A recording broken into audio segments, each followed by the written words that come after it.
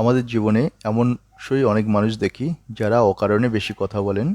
তারা ভাবেন যত বেশি বলবে ততই তারা জ্ঞানী প্রমাণিত হবে, কিন্তু বাস্তবে একেবারে উল্টো।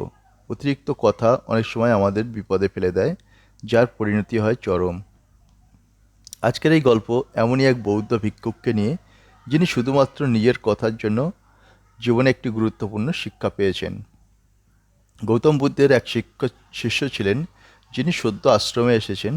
যার একটা বড় সমস্যা ছিল, তিনি চুপ থাকতে না পারলে কিছু না কিছু শুনলেই তার সাথে মন্তব্য করে দিতেন, উপদেশ দিতেন, এমনকি কেউ না চাইলে নিজের মতামত জানাতেন।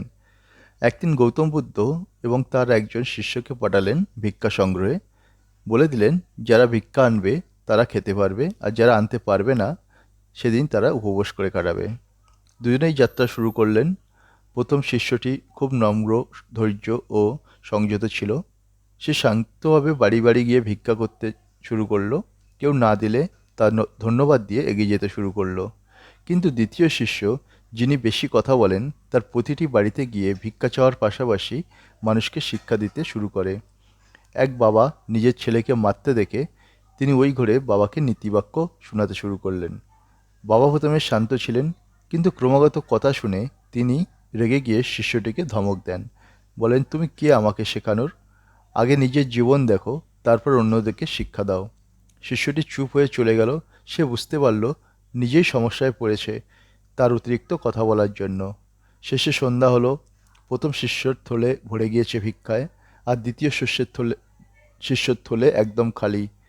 আপনি কখনো কি এমন কাউকে দেখেছেন যে কথা বলার নিয়ন্ত্রণ না রাখতে পেরে সমস্যায় পড়েছে?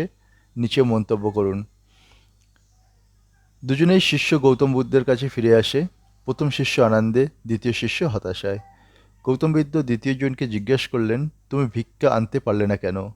সে আবার শুরু করলো, ভিক্ষা চাইতে শুরু করেছি, কিন্তু মানুষের ভুল ধরিয়ে দিয়েছি, সত্যের কথা বলেছি, কিন্তু কেউ আমাকে কিছু দেয়নি। তাহলে আমি কি ভুল করলাম? গৌতম বুদ্ধ হেসে বললেন, তুমি এখনও শেখোনি, আবার কথা বলা শুরু করে দিয়েছো। যা করেছো সেটাই তোমার সমস্যা।